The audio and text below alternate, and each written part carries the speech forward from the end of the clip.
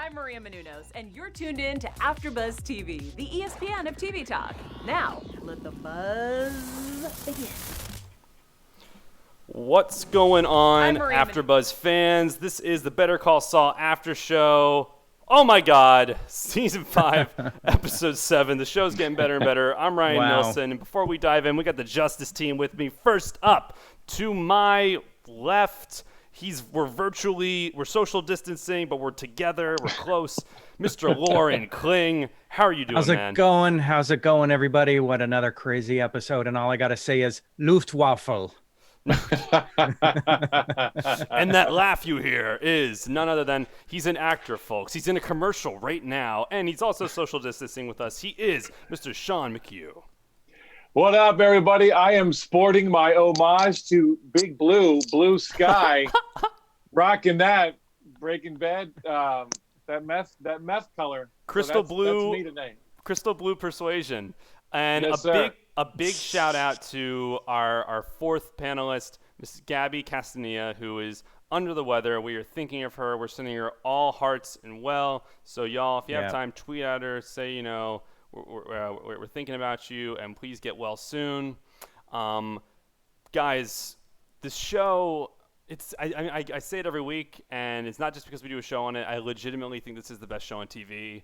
This episode did not disappoint. Holy cow, we got a lot to break into. So we're going to be talking about the wedding up top between Gus and Kim. We're going to be going into everything with Mike reading to his daughter and then also meeting up with Nacho. We're going into Gus representing Lalo, or his alias name, which was Jorge de Guzman, as well as that crazy ending blowing up at Howard. And speaking of blowing up, a restaurant also blew up.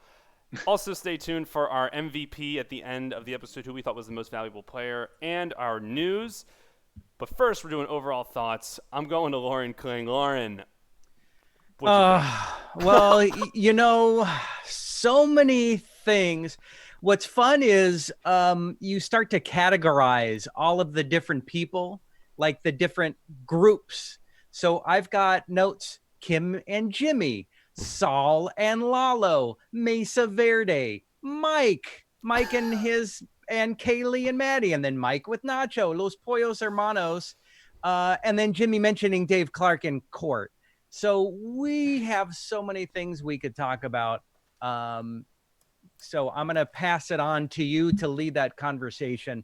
But it's fun just seeing all the different elements like jigsaw puzzles coming together. What'd you think, Mr. McHugh? Yeah, for me, this was definitely a setup episode. We had a lot of setup going on, a lot of things of like, okay, we're putting this guy in this position, this guy in this position. We got to do this, we got to do that, so that we can pay it off later. So yeah, this was definitely one of those kind of episodes where you're like, not a ton happened, but a ton is being set up to happen. Oh my God, I could not feel any differenter. I felt like so much happened in this episode. I felt like there was just almost too much happened. But the biggest thing for me, my overall thought is, holy cow, we saw Lydia again, and we went to Madrigal. OMG, just like all the connections to Breaking Bad are coming to a head, and just even something like Madrigal, which an episode in season 5 Breaking Bad where we saw him commit suicide. Holy crap, just like everything, it literally, it's reaching that Breaking Bad hype. I already like this show in different aspects a little bit more than Breaking Bad. I think it's a different type of drama, but it almost has the Breaking Bad drama and then a lot of its own thing. So I absolutely loved this episode. I thought so much happened, and just bringing it up top, at the end of last week, Kim casually throws out, "Want to get married?" Cut to courtroom, guys. Right. They get married, and Lauren, what did you think? Was this similar to your wedding? What I remember from my wedding was $2 Chuck, lots and lots of $2 Chuck. And then, strangely enough, a lot of premium alcohol was included with the place. No, totally different. Come on, what do you think I am? Not so what's but what's right at the top? Kim and Jimmy decide they're doing this so they don't have to testify against each other. Right. So, are we seeing Kim fully invested in the Jimmy/Saul kind of thing of lying and do what you got to do to protect yourself? It's a great question. I would love to hear Sean's thoughts, because I'm thinking similar ways, but I also think deep down that's maybe what she oddly really wants. What do you think, Sean? Well, this must have been the most unromantic wedding ever. First of all, although I do like our witness with his old school windy disposable camera. That was a nice touch for me. Like that a lot. I don't think. I think this is purely a legal thing. But the most interesting thing about this was when they hand back the IDs, and then the clerk asked him, "Oh, do you have the paperwork on your previous disillusions?" 2. And I was like, "Multiple marriages? Like what? We've never heard about that before, right?" Yeah. So that was a little bit of a bomb. Was it disillusionments or depositions? No, disillusions, because I looked it up, because I was like, that's an interesting way to put divorce or annulment. But no, it's a disillusion. Wow. That's an actual word that I learned tonight. Thank you, or Better Call Saul. I don't think. I mean, wow. Can I speak? It was a bizarre thing in that, like, they actually love each other, and in an ideal world, they would actually get married. So then for this to happen this way, and you can see for Jimmy, not Saul, for Jimmy, this was heartbreaking in a way for him, because he couldn't do it the right way. I mean, the guy calls him out. "Where's the ring?" "Oh, there's no ring. That's not this kind of wedding." So that was very interesting. It's an interesting way to start the episode. Well, crazy, and also, it's not the ideal type of wedding. Definitely strictly legal, but you could tell they were both getting a little misty-eyed, a little emotional during it, which I thought was so fascinating. And just to go along with that, you had right after the wedding scene, that's their comfort zone. That was the most safe aspect of the entire episode in a weird way, because then they both go on to their jobs, and Jimmy's with the cartel, and we got Kim basically apologizing face to face to Kevin and Mesa Verde. Sean, what did you think of that scene? Well, I mean, I think they were right. You got to go eat some crow. You got to own up to what you did. And Kim's always the first one to do that. She's the first one to admit when she's done something wrong or hasn't, lived up to expectations. But then that twist of like she knew that, like, we can't leave it like this. The way that she came back and essentially really put it on him. And she was totally right. Like, you didn't listen to us. We've been advising you. You haven't been listening. So Kevin, this is on you. So that was some gangster Kim stuff. And, I think 2 years ago, she couldn't have done that. So I think this is where the Saul side of her is really kind of, I think she really gets to flex her Saul with Kevin. Flex her Saul. I love that. Oh, that too. What about you, Lauren? Yeah, what I found interesting was I was wondering, is she, because she said, "I'm going to be truthful," was she about to say, "Hey, I'm married"? I don't think she's told anybody that she got married. So certainly Richard, I don't remember, unless I blanked on a scene where she told Richard that she had just gotten married. No, shouldn't tell anyone. We know at the top that Kevin said, "Hey, this Jimmy fella, this guy, you could do better." Right. So yeah, it was that thing really struck me as, she's pulling a Jimmy/Saul, but only saying what's convenient for her, which is smart. Apparently, so I'm looking in the chat real quick to something we were just talking about. Apparently, there's a line in Breaking Bad where Saul says he's been married 3 times. Now, maybe that kind of just came and went because you never know when he's telling the truth, but It looks like he was telling the truth because he has had the multiple marriages. I agree. I think the part of this episode where I just Rocky fists in the air was when she went back in and like just told him what's up. Said, hey, we advised you this way. Like, if you want this relationship to continue, you got to let us advise you. Full knowing that she's probably going to get fired after she said that. And then when he says, see you on Thursday, I was like, he's got a soul. Like, that's awesome. Yeah. I loved that. Yeah, I think Kevin respected it. You know, and that's big with him. You know, you standing up to him. No one does that to Kevin. Kim's the only one that stands up to Kevin.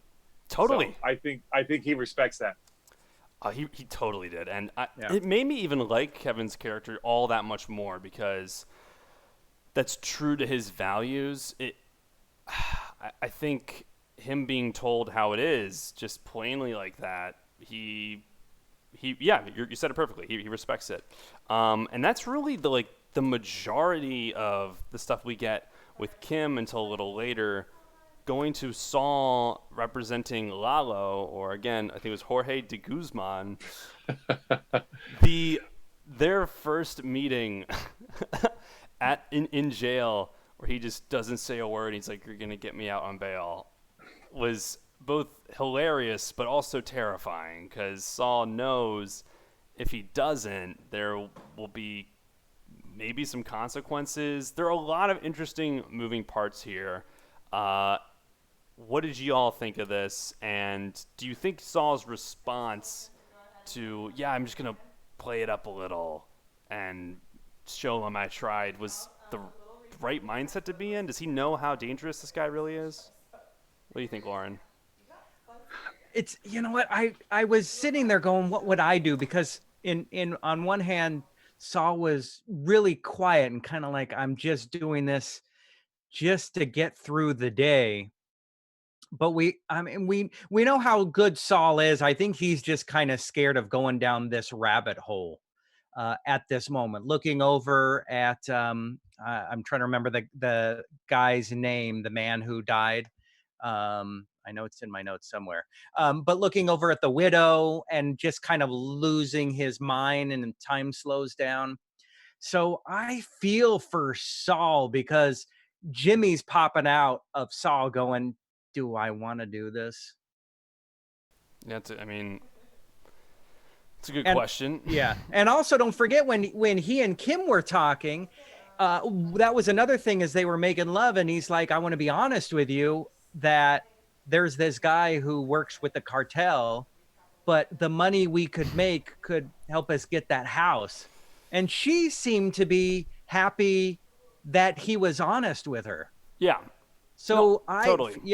So I feel this is a Jimmy breaking out of Saul every once in a while, going like, what do I want to do here? I mean, I think my thing is he doesn't realize. Oh, hold on one second. He doesn't realize that Lalo is as dangerous as he is. I thought at the end of that one episode earlier this season, where Nacho was like, "Once you're in, you're in," that might have hammered home. But even Kim asks him in that scene, like, do you want to help the cartel guy? And he goes, no. But he doesn't really have a choice. He needs to, as Mike lets him know the next day. Sean. Well, I was going to say that I wasn't convinced of that no. I thought that he kind of was placating Kim at that point. But I think he likes the idea of that cartel money. He likes the idea of that private plane. Yeah, TV he likes the idea of like literally landing on Howard's lawn with a plane or a helicopter, right? Like, I think I'm in his ideal world, like he could show up Howard, with money. But it's interesting because this whole JMM thing. Well, first of all, I do have to say too that I did call this last week when I said that Jimmy was going to be representing Lalo. So I will take that prediction. You know what you did? You did call that. Not that it was anything spectacular, but I got to take what I can get. So what would remind me, JMM, what did that mean for Saul first? Lauren, you were saying it. Justice matters most. Justice matters most. That's right. I couldn't. Okay. And then, of course, it gets changed to just make money. by Lalo. So I mean that whole first scene is great because Lalo has zero. He's not worried at all. He's totally cool, calm, collected, and it's just like you're gonna get it done. Like that's it. Like there's no conversation really to have. You're gonna make this happen. So, yeah, I feel like Saul to Lalo is a pawn. He is hey, this guy's his entire being is just to get me out of jail, and then whenever I'm in trouble next time, he's gonna help me get out of jail. And while Lalo is in jail, he's still causing problems for Gus and Nacho, and he calls in order to blow up Los Pollos Hermanos. We get the continuation scene with Nacho and Mike. Let's just talk about Lalo still making the orders from jail and how this is still a massive problem for Nacho. I'll start with this real quick. I think the thing is, Mike says it at the end of the conversation, so he's still involved. Like, they were going to meet and talk about it, everything with Nacho's situation, after Lalo was out of the picture. He's still in the picture, even though he's in jail, and they're going to need to go to even further methods. What do you think the long game is here? Do you think now they need to resort to something else? What do you think, Sean? Well, yeah, it was interesting because Mike literally had to undo what he did, right? He had to give all this stuff that he gathered to get him in now. Now we got to get him out. So that was interesting because obviously, Lalo needs to get out, but the fact that Gus is making that happen, because he said an interesting thing, if he gets hurt inside there, then that comes from me. And then we're in a war, right? So I guess that's the motivation to get Lalo out. But at this point, I feel like Lalo can't really hang out too long in the United States. Like once he's out, he's got to go, right? You're right. Well, him undoing what he did and basically telling Saul, I assume he told Saul to chime into the detectives and call the librarian, make them aware that someone spoke to her. I don't know what can happen. I think he has to get out of the country. I think he has to be in Mexico after this because there's just going to be all eyes on him, which maybe that's not a big deal considering $7 million isn't a lot of money to him, as we heard later. But, Lauren, what do you think the long game here is for Mike, Gus, and Nacho? You know what? I have to agree with what's been already said is Lalo's going to get out of the country. There's no reason for him to stay there. He's out on bail. Jimmy is going to have to deal with the aftermath, which I think, will be interesting to see how he goes back into court to say my client took off.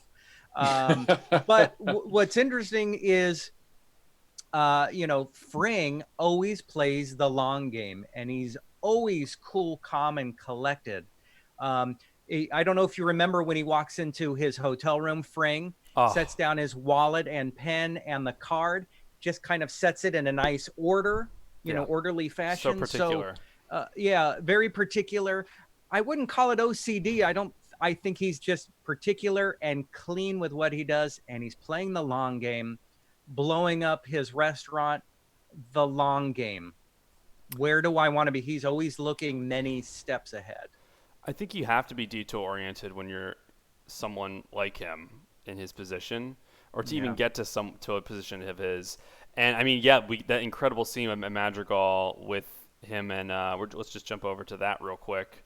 He informs Lydia and I believe his name's Peter there that they want to blow up one of his restaurants. They're putting an order in, and they're like, is this going to set back?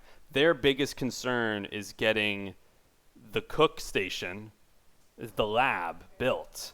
And he said they delayed it for almost 3 years, and they almost got him audited.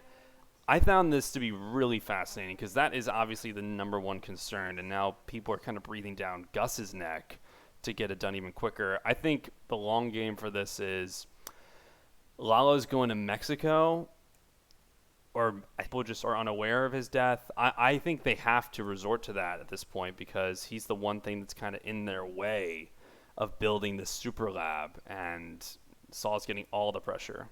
Do you think it's Gus that's going to put out the hit on Lalo, or do you think it's Lalo and Gus's superiors that for some reason are gonna tell Gus, you need to take care of this. We give you our blessing. It's a good question. I mean, again, we don't know much about Madrigal. I'm so psyched we got to see Lydia in this, but it's just interesting to see the powers that be. We're really seeing the hierarchy there. I don't know. You agree though that there will be a hit on Lalo if they're in this. I think so, because we're kind of ready for that, and we've seen those before. I think about Breaking Bad, the pool scene, the massacre of the pool scene. So I feel like there could be, now that might just be a convenient way for us to say, let's get rid of Lalo. And we don't always see the writers go the easy route. So I could be way off. I'm just thinking of the simplest, most direct way. Sean, what do you think the exit plan is here for? Yeah. I mean, I don't think we get rid of Lalo that easily. I don't think it's simply a hit. I think he probably goes back to Mexico just to kind of regroup. But then there's the other side of me that thinks Lalo doesn't give an F, and he ain't going nowhere. So that could happen as well. He could just be like, I'm out. I'm going to do my thing. I just need to then, be ready to kill people and cops if they come after me. He could Wolf of Wall Street this thing, and he's not leaving. Totally. Totally. Quick side note, did anybody else get a sexual vibe between Gus and Lydia when she first opens that door? Oh, a little bit. Interesting. Yeah. It struck, like, at first I was like, oh, they're about to get it on. And then, oh, there's somebody else in the room. Okay, my bad. It was an interesting vibe that was going on there. Great point. I did kind of get a feeling like that. And what was wrong with Peter? Was he just sick? I think he was stressed out. He was just really stressed out. Okay. I mean, you heard that the amount of money, it was like 4,800,000 euros. Yeah. That's like really, 6 mil here, right? I guess. It's a lot. It's not a lot for Lalo, but a lot for Madrigal. Yeah, I mean, he had to put the bathrobe on. He was so stressed out. But yeah, I thought that was great. And then, we actually see them blow up Los Pollos Hermanos, and we get the classic action explosion in the background, walking away. Just epic. I love the use of the frozen, I guess it was chicken, right? Frozen chicken to start the fire. That was pretty good. Dude, that was literally our house when we tried to deep fry a turkey one year. What happened in that scene? Because your house blew up like a well, thank God we did it outside. But just a massive. I mean, that's what can happen. Really cool science there. Even though we're not in Breaking Bad, we're still getting some interesting chemistry. I also liked how Gus was leading by example and also doing it with Lalo there. Like, he's like, no, I'm going to help you with this. Like, I'm going to, again, back to the whole particular. And I actually got a feeling of OCD when he picks up the fryer and he, is still checking. Oh, yeah. Oh, you're right. Oh, definitely. Yeah, I mean, at the end of the day, Gus is a control freak. Yeah. And, if someone's going to blow up his thing, it's going to be him. Because he's going to make sure it gets done right. Without a doubt. Yeah. So, yes, and then going towards the end, like we kind of went by earlier, Gus and Kim have their wedding night. And it's just like anyone's wedding night. Saul, my God. Saul and Kim have their wedding night. And like any wedding night, you just want to hear, like, oh, yeah, I'm in a case with the cartel. And she, like you said, Lauren, she's happy that he confided that in her. And I'm curious to see, this is the first time she's become aware of his involvement in that world. Do you think this is a sign of her now potentially getting involved in that world? Which could be a dark route to go down, but they're now married. Like, anyone from the cartel could see, like, oh, you're married. Like, now we know the people to go after in case we have something on you. Like, it's... Oh, just like with Nacho and his father, you're talking about... Definitely.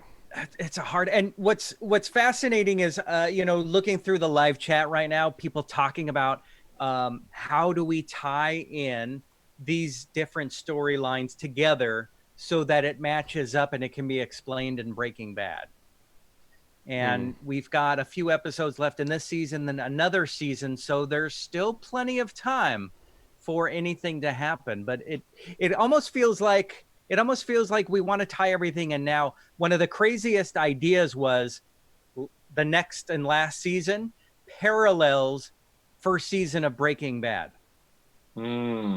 I always wondered what would happen, and I feel like there was a TV show or a movie or there's that trope where you see somebody kind of looking at, like time travel, where somebody's in one timeline looking at themselves in another timeline. I'm getting all time travel-y weird, but I'm wondering what if there was a way where they paralleled the last season to take place at the same time, and we see one person just pass by somebody else in Breaking Bad. And then maybe get a Bryan Cranston cameo. Is that what you're saying? I mean, I would like that. And if we get to see him in, spoiler alert, if you haven't seen El Camino, but he was in El Camino for a scene, had a bald cap. Dude, I mean, we're getting to prediction territory. I think that's a big prediction. I don't know. I think she's aware of it, though. So she's aware of this world. You know it's going to come up again with her. So yeah. I do think there might be some involvement on that front. And I don't know if it's going to be that life-threatening or not, but it's certainly there. And it might even come down to him, like they were having that conversation in the bedroom. Like he says he doesn't care about the money. He doesn't care about all that. But maybe he does. He had a hesitation there. You could kind of tell. I mean, remember, this is the same guy talking about buying a house with the lavender adjacent, right? I mean, like, yes. This guy cares about the money. He wants to have the big life. He wants that life that no one ever thought he could have. And I think that is going to kind of be his Achilles heel with the cartel, is that money. You know, that money that changes a lot of things. Oh, Ryan, I have to ask, were you like kind of torn in that scene because like you were glad that Jimmy and Kim were getting together, but then at the same time you were maybe a little jealous that Jimmy I was jealous. Okay. I was jealous. In fact, when Kevin was like, you could do a lot better, I was like, yes, you could. You really could. You could do a lot better. My God. I mean, her hair was down. We see her bra. Like, I mean, that's fantasy land, bro. I'm just saying. It was a scene. It was a scene.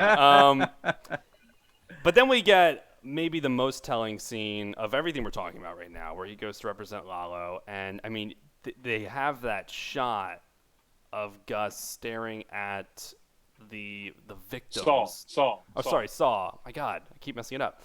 They have Saul staring at the victim's family, especially the mother. You know, they lost their son, and he knows he's representing a guy who murdered this kid, and hard cut to him just doing the performance once again. And you got like an inkling, like maybe he's struggling with this, like maybe he doesn't fully mean this, but he even has the family in the background. Like, the dude is kind of heartless. Like, does he not have a soul, Lauren? You're asking me now? I need to know. I'm not going to help you figure that out. You got to figure that on your own. My God, that was rough. But $7 million bail, no problem. And what's amazing is to see Lalo, how cool and quiet and calm and collected he is. His in jail and in court versus when he's out and about. He doesn't have that same bravado. He knows when to turn it on and when to turn it off. Yeah, Saul's directing to that him. point. Yeah, to that point. I mean, him trying to look contrite was pretty hilarious. Yeah. Can you look sad? Yeah, for sure. Yeah. No change. Yeah, zero difference. I mean, it's funny, but it's also like that is the real dark, sad part of Saul, where you're like, man, this guy is just, he can have a soul. But then some of our favorite moments of Saul is where he hands Howard his ass at the end of this show, this episode. My gosh, just tears him up, going all out. Like, do you think, I loved that scene. do you think he's gonna get like spoken to by anyone? Do you think that's the last we see of Howard for a while? Like they cut the ish. What do you think, Lauren? Or let's go, Sean. Okay. Sorry. Yeah. Well, first of all, I thought it was interesting that Howard asked them again, knowing full well what Jimmy had done to him. And then it isn't until he finally presses him that we find out that Howard's on to him, right? And then, of course, so then Jimmy goes into full Saul mode. And I think what you were saying earlier is right, that this is who he really is. Like, he's still pissed off about Howard. And he's trying to push his brother off on Howard. It's on you, bro. Like, that's like Howard asked him, why are you I'm sorry you're in so much pain. And, he is. Like, the way he reacted, that's a person in pain. Yeah. Because when Saul wants to be Saul, like, he can be smooth and cool and come at you. And that was not this. This was full on, like, I don't know what's going on, and I'm losing my shit. Totally. And Saul's brother wasn't killed. Jimmy's brother was killed. And so, I mean, he said, you killed my brother. Yeah. Saul killed Jimmy's brother. Ooh, I like that. Ooh, you gave me a chill there, bro. There you go. Even Super Fromataz in the chat going, he finally gets it off his chest. I couldn't agree more. He does get it off his chest. And thank you all so much for tuning in the chat. By the way, we're live every Monday night, 7 p.m. PST. Please hit that thumbs up button, comment below. If you give us a rating on iTunes, we will shout you out on the show. So please leave us a review on iTunes. Thank you so much for making us the ESPN of TV Talk. Guys, we got to get into our special segments real quick. Let's actually start with, I think, just the special segment. We're kind of cut news this week. So MVP, who is the MVP for you this week? Let's start with Mr. McHugh. Ooh. I think I'm going to go Kim. Kim was the MVP because of the way she gave it to Kevin. Kimberly Wexler with no middle name, mind you. That's right, no middle name. The way she kind of went gangster on Kevin, and I just like that she knew that she couldn't leave that meeting that way. Otherwise, they were always going to be under him. They were not going to be on the same level. So I'm going to go. Kim gets it for me on this one. Lauren. MVP, Lalo.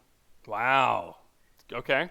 I think he, in as few as words as we've ever seen him say in an episode, he sure got most of the characters to work against because of him. Yeah, there was a lot of sacrificing the other characters had to do. Yeah. Like a whole entire restaurant. That's a good point, Lauren. That is a really good point. I'm going to go... I might go with Gus here, who he's playing the long game. He's making the necessary sacrifices. I found that one scene again when he was talking to the head of Madrigal so interesting when he even says, "I'll never forget what you did," with him in Santiago, backs against the wall. I was like, what is he talking about? Like, I need to know. What is that? Yeah. Hopefully we find out. Guys, please comment below. We are out of time. Let's get like a one-sentence prediction, just around the horn. So let's start. I'll throw mine out real quick. I'm predicting next week we're getting that handoff, and I don't think it's going to go well. I don't think the $7 million handoff you talking about? The $7 million handoff, I do not think will go clean. It won't happen clean. Lauren. Well, I don't know if you maybe did not catch the next week on. I didn't catch it. Oh, They don't seem to have those all the time. So definitely the handoff, it was a big part of that. So I think the handoff is going to happen, but I wonder if something's going to happen with Lalo. I feel like something big is going to happen to him, not for him, but to or against him. Somebody just popped into my head. In Breaking Bad, Mike has guys in prison who can execute people. Yeah, he that's has true. guys, but guess he's not using them for this But one. they already, I mean, they blew up Los Pollos Hermanos. They did. They're set on getting him out of jail. Yeah. Right. So killing him was just kind of, well, we did what we thought we could, but now that we were able to kill him, is that what you're thinking? I'm thinking maybe there's other options. Like I don't think they're at the point where they need to kill him quite yet. Okay. It might be something he does when he's out of jail. Like maybe if he doesn't go to Mexico. But sorry, I'm getting ahead of myself, Sean. Yeah, okay. I'm going to predict that Kim and Jimmy's wedding will be yet another dissolution for Jimmy. Disillusionment. Whoa. Yeah. And with that, sorry, that just Ryan got excited. I know. I got to move to like Nebraska. All right, y'all. Thank you so much for tuning in to the Better Call Saul After Show. Please leave your comments down below. Sean McHugh, where can people find you? At Sean Star 75 on the gram and at Gorilla Suit Sean on Twitter. Gorilla Suit Sean on Twitter. And Lauren Kling, where can people give you a ring? You can find me on Instagram and Twitter at Lauren Kling, LORENKLING. And you guys can find me at Ryan Nilsen on Twitter, at Ryan Nilsen _ on Instagram, NILSEN. Thank you so much for tuning into our after show. And y'all, please, those reviews on iTunes, they mean the world to us, and we will shout you out on air. Until next week, Better Call Saul After Show. Peace out, y'all. Thank you, everybody. Thanks, Our guys. founder, Kevin Undergaro, and me, Maria Menounos, would like to thank you for tuning in to AfterBuzz TV. Remember, we're not just the first, we're the biggest in the world, and we're the only destination for all your favorite TV shows. Whatever you crave, we've got it. So go to AfterBuzzTV.com and check out our lineup. Buzz you later. The views expressed herein are those of the hosts only and do not necessarily reflect the views of AfterBuzz TV or its owners or principals.